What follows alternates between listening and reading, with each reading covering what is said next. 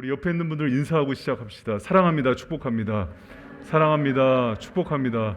여러분, 우리 바이샘 성도 여러분, 진심으로 사랑하고 축복합니다.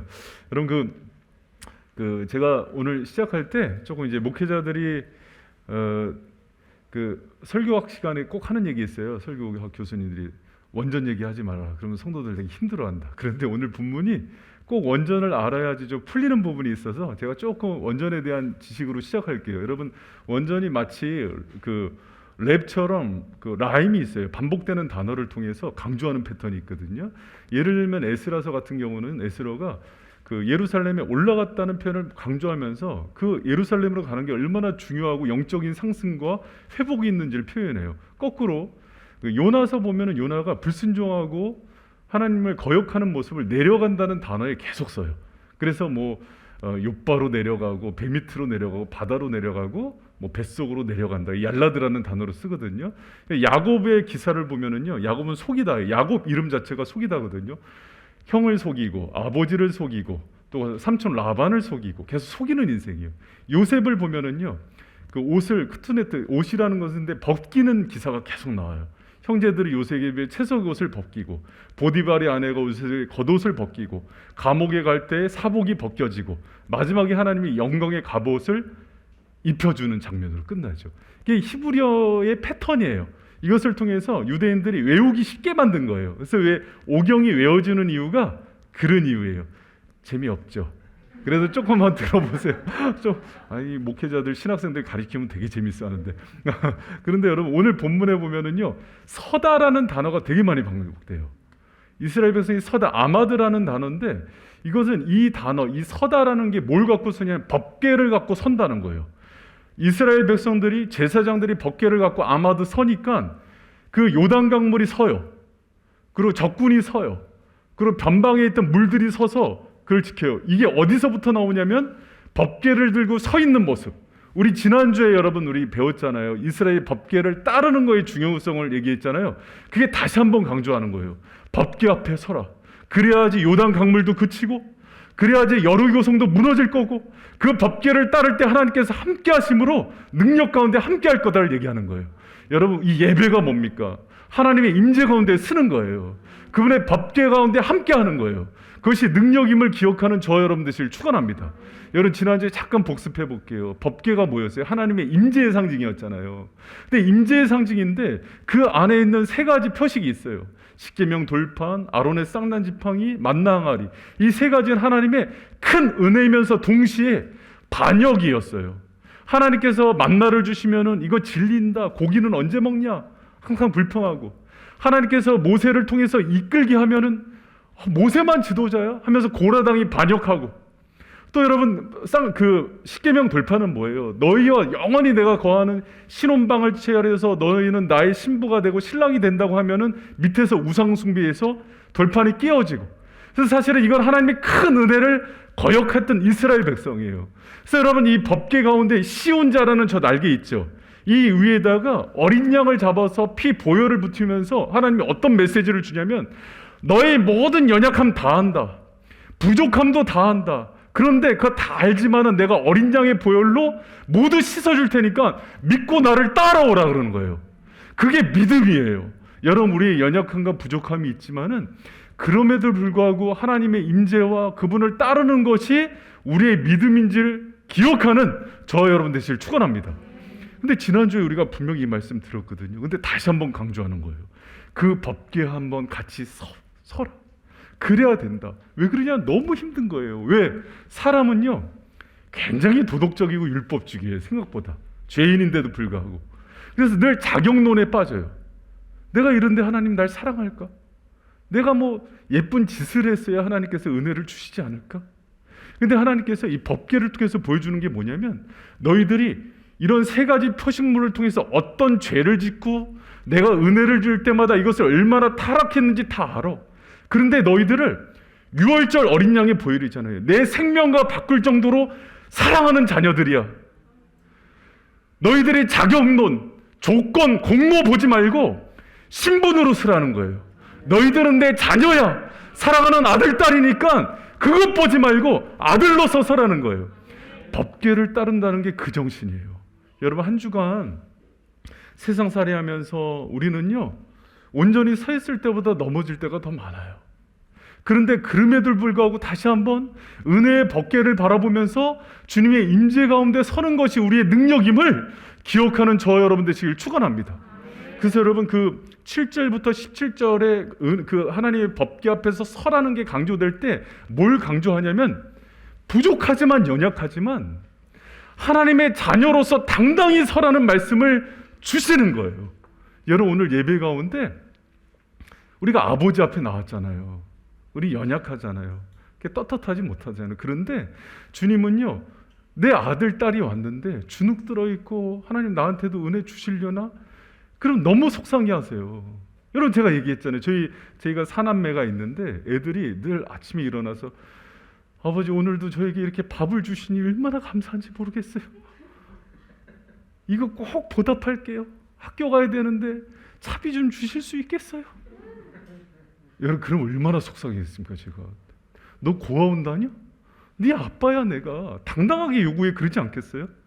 여러분, 오늘 이 예배의 자리에서 여러분, 하나님 여러분 아버지세요. 그 아버지 앞에 당당히 나가는 저 여러분 되시길 축원합니다. 로마서 3장에 의인은 없나니 하나도 없다고 그랬어요. 죄인 우리를 알기 때문에 여러분, 구약의 법궤 자체가 예수 그리스도의 십자가의 사건을 이미 예표하는 사건이라고 그래요. 죄인이고 연약함을 알기 때문에 우리의 모든 연약함을 그 안에다 놓고 쉬운 자에다가 보혈로 넣어서 다 씻어주는 거예요. 그리고 너희들을 사랑한다는 표현이 아버지의 메시지인 거예요. 그게 복음이에요. 여러분, 복음이 뭐냐면 우리의 자격과 공로와 조건이 아니라 하나님 편에서의 은혜로, 우리를 자녀 삼아주신 그 은혜로 서는 거예요. 여러분, 하나님께서 그렇게 서는 자녀들을 기뻐하세요. 여러분, 그런 자녀가 되기를 축원합니다. 여러분, 그 아버지들이 자녀를 양육할 때 이렇게 좋은 아버지 상을 이렇게 보고 싶어해요. 그때 한 번씩 이렇게 서천석이라는 그 분이 있는데 정말 좋은 멘토예요. 제가 이분 하루 5분 내 아이를 생각한다 이런 글들 통해서도 많이 이렇게, 이분 크리스찬 같아요. 정말 이 글 자체가 성경적인 글들이 되게 많이 있어요. 그 행복한 아이 연구소 소장이고 또 의사예요. 의사면서 글 자체가 이분은 정말 아버지구나 하는 마음이 이렇게 느껴지는데 상담도 많이 해줘요. 근데 유튜브에도 많이 올라오니까 우리 아버지들이 많이 보고 자기 자녀들 좀 많이 케어하는데 도움 받았으면 좋겠어요. 일반 은총 가운데 주시는 빛입니다, 이런 분들이. 근데 제가 그 상담했던 그 유튜브 내용을 봤는데 어떤 글이었냐면, 엄마가 초등학교 3학년 아들하고 엄마가 사이가 너무 안 좋은 거예요. 왜 안 좋은가 봤더니 하루에 4-5시간을 엄마가 데려다 놓고 공부를 시키는 거예요. 그러니까 얘가 질리죠. 힘들죠. 근데 얘가 못 따라오니까 엄마가 화가 나는 거예요. 그러니까 막 윽박 지르고. 근데 이 서천석 이 교수가 이제 그 신경정신과 의사니까 애들 검사를 해봤는데 지능이 자기 또라이 아이들보다 많이 떨어지는 거예요. 3학년인데 3학년을 따라갈 수가 없어요. 그래서 엄마한테 얘기를 했어요. 아이에게 애하고의 관계가 중요하니까, 애들은 관계가 좋아지면은 여러 가지 능력이 생깁니다. 관계가 중요하니까 공부를 다 내려라. 쉬게 해줘라. 그래서 아이를 신나게 쉬게 하니까 엄마랑 관계가 좋아지겠어요, 나빠지겠어요? 좋아지죠, 당연히. 좋아지니까 애도 엄마를 좋아하기 시작하는 거예요. 그래서 이제 이 의사가 애한테 가서 물어봤어요. 애야, 엄마가 공부시키는데 너한테 소리 안 지르고 화 안 내기로 각 썼으면은 하루 30분씩만 공부할 수 있니? 그랬더니 할 수 있다고. 그래서 시작을 했어요, 재밌게. 대신 3학년인데도 2학년 거를 가지고. 그래서 막 하다 보니까 애가 재밌게 공부를 하는 거예요. 공부도 재밌게 해야죠. 하다 보니까 애가 어느 날 엄마한테 불쑥 질문을 해요. 엄마, 그런데 이렇게 공부하는 게 무슨 의미가 있을까? 학교 가면 애들 벌써 선행학습해서 4, 5학년 거 해요. 3학년인데 나 이거 2학년 거 배워서 학교 가도 못 이해해. 근데 이미 이 서천석 의사하고 엄마가 답 입을 맞춰놨어. 애가 그 질문 반드시 할 거다. 그러면은 이렇게 대답을 해줘라. 그러면서 뭐라 그랬냐면, 너 매일매일 엄마랑 이렇게 공부하는 거 재밌어, 안 재밌어? 재밌어요. 그럼 이렇게 매일 성실하게 하는 거, 이거 자체가 중요한 거야. 네가 날마다 이 시간을 지키고 성실하게 하는 것 자체가 훌륭한 거고, 나중에 너는 커서 책임감 있는 좋은 어른이 될 거야. 여러분, 그게 교육이죠. 등수로 얘를 판단하는 게 아니라. 그러고 나서 이제 그 의사가 하는 얘기가, 얘가 엄마가 날마다 이 아이를 붙들고 이렇게 씨름해서 나중에 공부 시간이 1시간, 2시간 길어졌고, 얘가 많이 지능이 떨어지는데도 불구하고 재작년에 대학을 갔대요. 여러분, 그 얘기를 듣는데 마음이 뭉클한 거예요. 여러분 생각해 보세요. 아이가 정상적인 아이들보다 지능이 많이 떨어져서 일반적인 학교 공부를 따라갈 수가 없어요. 그런데도 엄마가 얘 머리 나쁘다, 부족하다 그러고 버려요? 포기해요?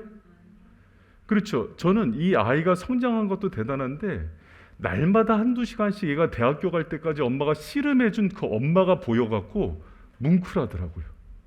여러분, 우리가 하나님 앞에 자녀잖아요. 자녀인데 우리는 머리만 떨어지지 않잖아요. 고집도 있고 악하잖아요. 동의를 안 하시네요.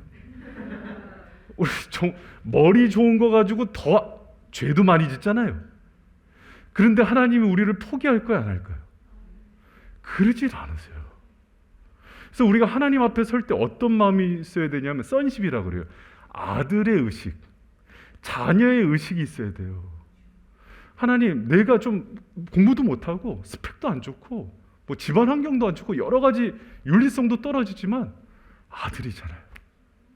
긍휼히 여겨주세요. 여러분, 법궤 앞에 서서 그 은혜의 법궤를 바라보면서 하나님께 쓴다는 것은 하나님과 내가 부모와 자녀의 관계로 맺어져서 그 은혜를 내가 당당하게 구할 수 있는 그 은혜 가운데 거하는 그 관계로 들어가는 거예요. 여러분, 하나님은요, 우리의 연약한 가운데 죄를 토설하는 것들을 원하세요. 그러나 2가지 모습이 있어야 돼요. 연약함을 늘 고백함과 동시에 하나님 앞에 당당함과 약간은 뻔뻔함이 있어야 돼요. 하나님이 그거를 기뻐하세요. 하나님, 내가 주님의 자녀인데 연약하고 부족하지만 주님이 책임져 주셔야 된다고. 그렇게 얘기하면서 오늘도 예배 가운데 그 아버지의 사랑과 회복과 은혜를 모두 누리는 자녀들 되시기를 축원합니다. 여러분, 하나님 보시기에 우리가 얼마나 이게 세대가리일까요? 얘기하면 돌아가서 딴짓하고 잘못된 길로 가고 양 같고. 그런데 하나님 우리 포기해요, 안 해요? 절대 안 하십니다. 여러분, 지금 저녁에 이제 막 피곤하고 토요일 같은 때는 빨리 들어가요. 12시죠. 막 금요일 날도 거의 12시에 들어가고 그러면 안 자고 기다릴 때가 있어요. 우리 저기 룸메이트 막둥이 우리 연아가 그러면 가면은 딱 안기고 나서 요구하는 것들 다 요구해요. 그럼 뭐 먹을 거 줘, 뭐 해주면 놀아줘. 그러다 보면 심심하면 또 목마 태워줘. 그럼 몸이 만진창이가 되고 들어갔는데도 그거 하는 게 기쁠까요, 안 기쁠까요? 기쁘죠. 근데 그거를 옆에 있다가 이제 아내가 이렇게 보고선 그래요. 웃으면서 저렇게 뻔뻔하다고. 근데 여러분, 그 뻔뻔함이 자녀의 당당함이에요. 한국 사람이요, 굉장히 이렇게 눈치 문화예요. 체면 문화예요. 근데 여러분, 우리 아버지와 자녀의 관계를 다시 깊게 설정하는 저와 여러분 되시길 축원합니다. 그분이 여러분 안 버려요. 아무리 머리가 나빠도, 아무리 현장에서 가늠하다 잡힌 여인일지라도, 세리고 삭개올지라도 여러분 그게 아버지이신 거예요. 여러분, 그게 복음인 거예요. 우리의 실력 때문에 선택한 게 아니라 죄로 인해서 죽은 자를 살려내신 거예요. 그래서 그분의 은혜로 우리를 회복시키마 약속하고 뭐라고 오늘 얘기를 한 거냐면 그 은혜의 법궤를 바라보고 하나님의 은혜의 임재 앞에 늘 서는 자녀가 되라 얘기하시는 아버지의 놀라운 사랑을 받는 저와 여러분 되시기를 축원합니다. 그게 아버지의 마음이에요. 여러분, 교회에 와서요, 주눅 들지 마세요. 가끔 보면은 예배 때도 이렇게 일주일 동안 무슨 일이 있었는지 모르는데 고개 떨구고 하나님 제가 낯이 않습니다. 여러분, 그러지 마세요. 하나님 그걸로 평가하지 않아요. 여러분, 하나님 앞에서 당당하게 자녀의 신분으로 서는 저 여러분 되시길 축원합니다. 그래야 하나님이 더 큰 은혜를 주실 수가 있어요. 여러분, 법궤 앞에 쓴다는 거에 2번째 중요한 의미가 뭔지 알아요? 여러분 힘으로 살 수 없어요. 은혜의 크심 앞에 쓰는 거예요. 여러분 따라합니다. 은혜의 크심 앞에 서라. 여러분 13절 말씀 한번 같이 한번 읽어볼까요? 13절 시작. 온 땅에 주 여호와의 궤를 맨 제사장의 발바닥이 요단물을 밟고 멈추면 요단물 곧 위에서부터 흘러내리던 물이 끊어지고 쓰여지더라. 여러분 여기 보면은요, 물이 요단강 물이 갈라지는 게 언제 갈라졌어요? 제사장들이 홍해는 모세가 가르치니까 갈라졌죠. 요단강은 제사장들이 들어가니까 갈라지죠. 근데 이게 함정이에요. 제사장이 들어가서 갈라진 게 아니라 법궤가 들어가서 갈라져요. 그래서 하나님께서 말씀을 주실 때 그 법궤가 들어가야지 갈라진다 그래요. 법궤를 맨 제사장들이 들어가서 갈라진 거지, 이게 우리 자칫 잘못하면은 사람이 들어가서 갈라진 줄 알아요. 그러지 않아요. 법궤가 들어가서 갈라져요. 그리고 17절에 보면은 그 제사장들이 법궤가 들러져서 갈라졌기 때문에 법궤를 메고 계속 서 있는 거예요. 굳게 서서가 또 나와요. 아마드가. 그러니까 서 있으니까 백성들이 건너가는 거죠. 마른 땅을. 여러분 생각해봐요. 그 얼마나 강바닥이 질척거리겠어요. 그런데 드라이로 말린 것처럼 바싹바싹 마른 땅을 건너가요. 하나님의 은혜죠. 여러분 여기서 중요한 게 뭐냐면 사람의 공로가 있는 게 아니라 하나님의 전적인 은혜로 갈라지고 여리고성도 무너지고 아모리 족속과의 전투에서도 이기는 게 여호수아서의 말씀이에요. 그래서 3장에 강력하게 우리에게 주시는 메시지가 뭐냐면 법궤를 뒤쫓고 법궤와 함께 쓰라는 거예요. 근데 그게 그냥 보이는 법궤가 아니라 의미론적인 거예요. 하나님의 법궤가 주는 의미가 뭐냐? 아들로서 하나님을 쫓으라. 또 우리의 힘으로는 될 수 없으니까 은혜의 크심 앞에서 하나님의 은혜만을 붙들고서는 그런 자녀가 되라는 거예요. 여러분 우리의 힘으로 하는 게 아니라 하나님의 은혜로 가능하다는 것을 믿고서는 저 여러분 되시길 축원합니다. 여러분 특별히 그 16절에 보면은요, 물이 온전히 끊어짐이라는 말이요. 물이 끊어진다는 얘기가 자주 반복돼요. 근데 이 끊어지라는 단어가 카라트라는 그 히브리어는 하나님이 구속적인 은혜를 주셨을 때 쪼개진다는 의미예요. 그러니까 이거는 사람이 끊을 수 있는 게 아니라 하나님의 은혜로 끊어졌다는 얘기예요. 여러분 우리의 삶 가운데서 가장 중요한 건 우리의 공로와 노력이 아니에요. 하나님의 은혜입니다. 모든 것들을 여러분 하나님의 은혜 가운데 능하게 하는 저와 여러분 되시기를 축원합니다. 여러분 그 고린도 후서 12장에 보면은 사도 바울이 육체가 연약하니까 하나님 내 육체를 좀 강하게 해주세요 하니까 아니야, 너는 육체가 강해지지 말고 은혜 가운데 강한 걸 배워. 육체가 약해야 은혜에 강해져, 이렇게 얘기해요. 여러분 우리는요, 우리 힘을 길러서 하나님의 일을 하는 사람이 아니라 은혜 가운데 강해져서 하나님의 일을 하는 법을 배우는 사람이에요. 여러분 은혜의 강자가 되기를 축원합니다. 그리스도인들이 대해서 자꾸 착각하는 게 뭐냐면 자기 힘을 키우려고 그래요. 권력을 키우려고 그러고 돈을 키우려고 그러고 건강을 키우려고, 그런 거 아니에요. 때로는 하나님이 하나님의 은혜의 큰 것과 은혜로 되어지는 걸 알려고 우리에 있는 것들을 거둘 때가 있어요. 그럼 뭐에만 의지하고 살라고? 하나님 은혜만 붙들고 살라고요. 하나님이 알려주고 싶은 게 그거예요. 모든 것이 하나님의 은혜로 능하게 되는 게 무엇인지를 깨닫는 저와 여러분 되시길 축원합니다. 여러분 법궤와 함께 쓴다는 게 그거예요. 니들 힘으로 안 돼. 여러분 이제 6장 들어가서 보세요. 여리고성 무너질 때도 뭐 앞세우라 그래요? 법궤 앞세우라 그럽니다. 그럼 뭐 법궤가 뭐 만능 뭐 그건가? 그런 게 아니라요. 그 하나님의 은혜로 모든 게 되어지는 것들을 훈련시키는 거예요. 여러분 우리의 능력이 아니라 하나님의 은혜로 되어지는 게 무엇인지를 경험하는 저 여러분 되시길 축원합니다. 그래서 은혜에 강한 사람이 되어져야 되고 은혜로 승리하는 법이 뭔지도 알아야 되고 하나님의 은혜 안에 거하는 법이 뭔지도 알아야 되고 우리가 어려울 때 하나님이 어떤 은혜를 주시는 걸 어떻게 받아야 되는지도 아는 사람이 돼야 되는 거예요. 그래서 그리스도인들은 은혜에 강한 사람이 되는 거예요. 여러분 저와 여러분이 그런 은혜의 강자가 되기를 축원합니다. 생각해보면 구원도 뭘로 받아요? 은혜예요. 그럼 믿음도 어떻게 받습니까? 은혜예요. 여러분 우리가 은사나 재능 뭐예요?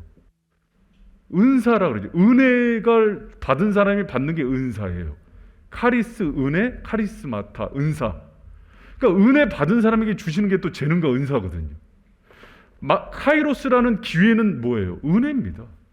기회도 하나님이 은혜로 주셔요. 그럼 만남은, 우리 만남은 이건 노사연 얘기고, 우리 만남은 우리 만남은 은혜인 거예요. 할렐루야. 그래서 유대인들이 얘기하는 세 가지 은혜죠. 스승을 만나는 스승을 만나는 은혜, 친구를 만나는 은혜, 배우자를 만나는 은혜. 그래서 유대인들은요, 모든 은혜가 만남으로 온다고 그랬어요. 그럼 다 은혜네, 우리가. 그래, 일용할 양식은 뭐예요? 은혜죠. 주기도문에 가르치잖아요. 그래서 사업하는 사람들이 여러분, 하나님의 은혜를 구해야 돼요, 안 해야 돼요? 공부하는 학생들이 지혜를 구해야 돼요, 안 해야 돼요? 당연히 해야죠. 여러분, 아무리 명문대 가도요, 스승 하나 잘못 만나갖고 동성애에 빠진 애들 숱하게 봅니다. 지금 세상이 약해갖고. 우리나라 여러분, 동성애 클럽 먼저 생긴 데가 연대 이화여대예요. 제일 먼저 동아리. 학생회장, 서울대 가면 왜 서울대 학생회장이 커뮤니나 못하는데. 그런 시대예요. 하나님이 지켜주지 않으면은요, 여러분, 온전히 갈 수가 없어요. 모든 것이 은혜예요.